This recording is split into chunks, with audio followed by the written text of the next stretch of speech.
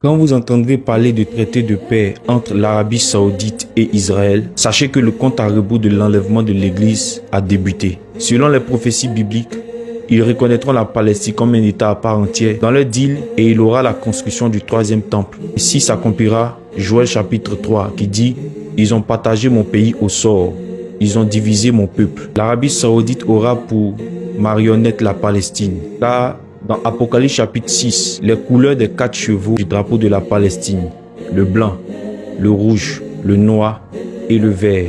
Le 4e cheval, dans d'autres versions, c'est mis pâle.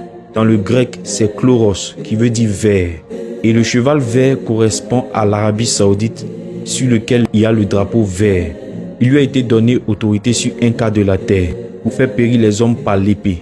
Vous pouvez voir sur le drapeau de l'Arabie Saoudite l'épée. Et ce passage rejoint Ésaïe chapitre 28 qui dit que les dirigeants d'Israël vont faire un traité de paix avec l'Antichrist, que l'Éternel appelle le pacte de mort qui sera brisé par l'Antichrist à la moitié des 7 ans. Ce deal entre l'Arabie Saoudite et Israël sera un deal de 7 ans, mais de fausse paix.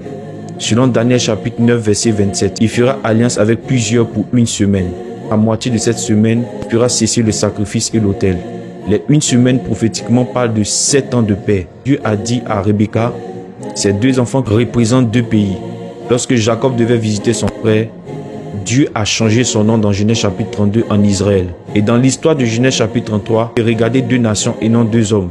Ça nous parle d'Israël et de l'Arabie Saoudite. Avant de le rencontrer, il s'est prosterné 7 fois devant Ésaü. Lorsque Israël, Jacob se prosterne, ça représente prophétiquement 7 ans de prosternation, de soumission envers l'Arabie Saoudite.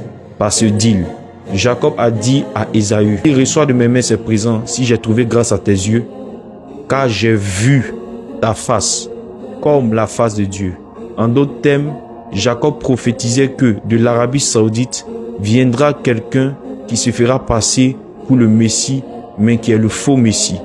Or, dans le chapitre précédent, il avait rencontré le véritable Dieu. Mais dans Genèse 33, il dit « J'ai vu ta face comme la face de Dieu ». Il prophétisait que de l'Arabie Saoudite va venir quelqu'un qui va s'auto-proclamer Dieu. Ça veut dire que tu n'es pas Dieu, mais tu te fais Dieu.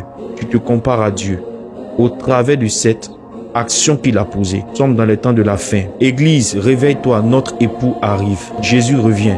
Église, réveille-toi, notre époux arrive. Voici l'époux, allons à sa rencontre.